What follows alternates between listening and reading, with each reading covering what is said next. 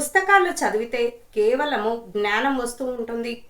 ఎక్కడ ఏమిటి పురాణాలు, ఇతిహాసాలు, పురాతనమైన విషయాలు ఇవన్నీ ఎలా తెలుస్తూ ఉంటాయి? పుస్తకాలు చదివితే తెలుస్తూ ఉంటాయి. లేదా పెద్దవారు ఎవరైనా మన ఇంట్లో బాగా తెలిసిన వారు ఉంటే తెలుస్తూ ఉంటాయి.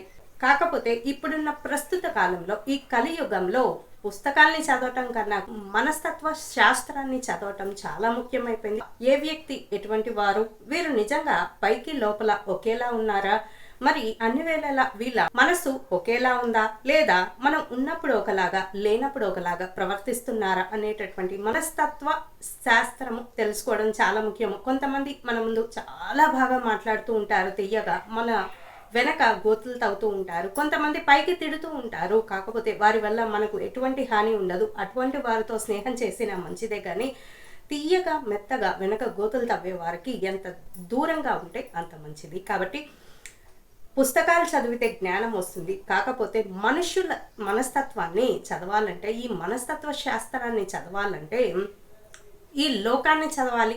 ఈ లోకంలో ఉన్న మనస్తత్వాలన్నీ చదవాలి. జ్ఞానం కన్నా లోక జ్ఞానం కావాల్సిన రోజులు ఇవి. కాబట్టి ఎప్పుడూ కూడా మనుషుల మనస్తత్వాన్ని మరి సరిగ్గా అంచనా వేయండి. అందరినీ నమ్మకండి. అందరినీ నమ్మి మోసపోయి బాధపడి డిప్రెషన్లోకి వెళ్ళడము, ఆత్మన్యూన్యత లోపానికి గురి కావడము, ఇవన్నీ ఆత్మన్యూన్యతకు గురి కావడం ఇవన్నీ మానేసేయండి. ఎక్కడన్నా దెబ్బ తగిలినప్పుడు, మరి ఎవరైనా మోసము చేసినప్పుడు వెంటనే మీ మనస్తత్వాన్ని దైవశక్తి మీదకు, అలాగే తీర్థయాత్రలు, అలాగే దైవనామస్మరణ మీదకు మళ్లించండి. మీ యొక్క మనస్సును ఇప్పుడే మీరు పూర్వం ఎలా ఉన్నారో అలా మీ మనస్సు, మీ మెదడు అన్నీ కూడా మీకు తిరిగి వస్తూ ఉంటాయి. ఎప్పుడు కూడా ఎట్టి పరిస్థితుల్లో ప్రపంచంలో ఇవన్నీ కూడా జ్ఞానం కన్నా లోక జ్ఞానం ఎక్కువగా కావాల్సినటువంటి ఆధునికమైనటువంటి జీవనంలో బ్రతుకుతున్నాం. కాబట్టి మనమందరం కూడా ఎక్కడైనా దెబ్బ తగిలినప్పుడు, ఎక్కడైనా మోసం జరిగినప్పుడు తదేకంగా ఆలోచించకుండా అలా అడుగులు ముందుకు వేస్తూ ఉండండి. దైవనామస్మరణ ఎట్టి పరిస్థితుల్లో మానకండి. అప్పుడు మీరు తప్పకుండా విజేతలుగా గెలిచి తీరుతారు. ఇది దైవశక్తికి ఉన్నటువంటి మరి విలువ.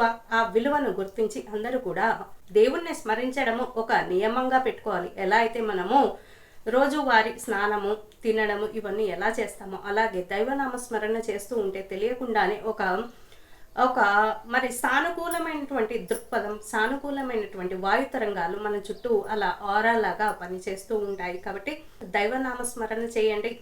100 ప్రయత్నాలు చేసినా ఒక దైవశక్తి లేకపోతే ఆ ప్రయత్నాలు మరి ఫలితం రావు అంత త్వరగా.